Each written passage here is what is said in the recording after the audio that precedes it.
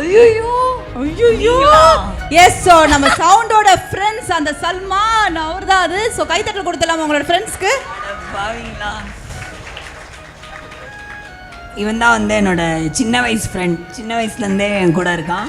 இவன் வந்து 10 இயர்ஸ். இல்லை உங்களை பற்றி சில உண்மைகள்லாம் இப்போ அவங்கக்கிட்ட கேட்டு தெரிஞ்சுக்க போகிறோம். எப்படி இத்தனை வருஷமா இந்த ஃப்ரெண்டை வச்சு சமாளிக்கிறீங்க ரெண்டு பேரும்? ரொம்ப கஷ்டம் தான். ரொம்ப கஷ்டம். பட் எல்லாமே அட்ஜஸ்ட் பண்ணி தான் ஆகணும். இப்போ எங்களை எப்படி அவங்க அட்ஜஸ்ட் பண்ணிக்கிறாங்களோ அந்த மாதிரி நாங்கள் ஒரு மியூச்சுவல் அண்டர்ஸ்டாண்டிங் தான்.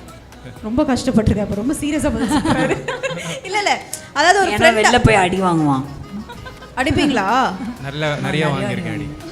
அந்த அடி வாங்குற ஃப்ரெண்டுன்னு சொல்லலாம், இவன் தான் அது. இவர் தான் அது.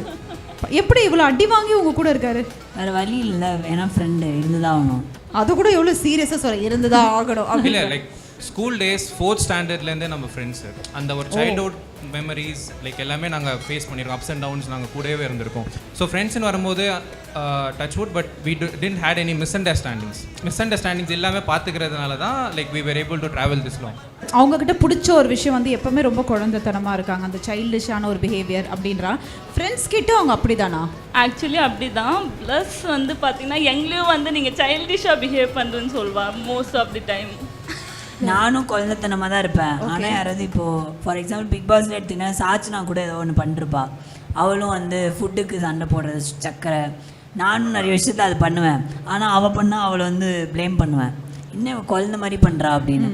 ஆனால் அவங்க அடிக்கடி ஒரு ஃப்ரெண்ட்ஸ் கிட்ட கோவப்படுற ஒரு விஷயம்னா என்ன? சிம்பிளாக எக்ஸாம்பிள் சொல்ல போனால் சாப்பிட போவோம், அங்கே ஸ்பைஸ் இல்லைன்னா சாப்பிட மாட்டான். 106 days ஸ்பைஸ் இல்லாமல் எப்படி சர்வைவ் பண்ணான்றதே எங்களுக்கு தெரியல.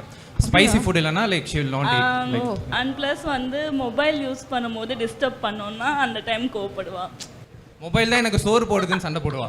ஆமாம், நாங்கள் வந்து உனக்காக டைம் ஸ்பெண்ட் பண்ண வந்திருக்கோம், நீ மொபைலோடவே இருக்கேன்னு சொல்லிட்டு பாதி டைம் அதோட சண்டை வரும்.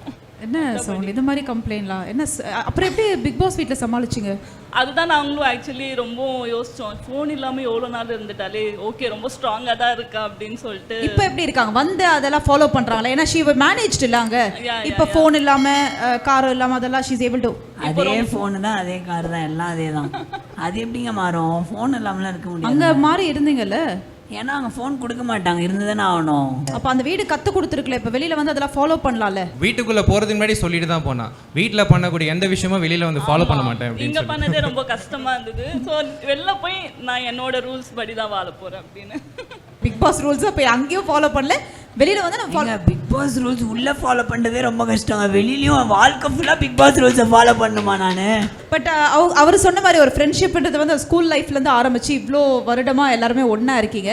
ஸோ அந்த பாண்டிங் பற்றி சொல்லுங்கள் சார். ஸ்கூல்லேருந்தே சின்ன வயசுலேருந்தே இவன் என்னோட ஸ்கூல் ஃப்ரெண்டு. இவன் வந்து காலேஜ்லேருந்து ஒரு 10 வருஷமாக ஃப்ரெண்டு. இவனோட என்னென்னா ஸ்கூல்லேருந்தே 2 பேரும் அடிச்சுப்போம்.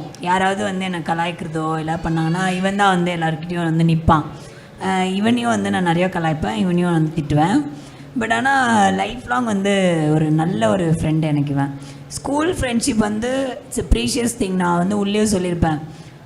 இவன்லாம் வந்து ரொம்ப வந்து நான் உடஞ்ச மூமெண்ட்டில் நிறைய எனக்கு பசங்க தான் ஃப்ரெண்ட்ஸாக இருக்காங்க. இன்னும் 2 பேர் இருப்பாங்க, நல்லா பாடி கார்ட்ஸ் மாதிரி இருப்பாங்க, இன்னும் நல்லா குண்டா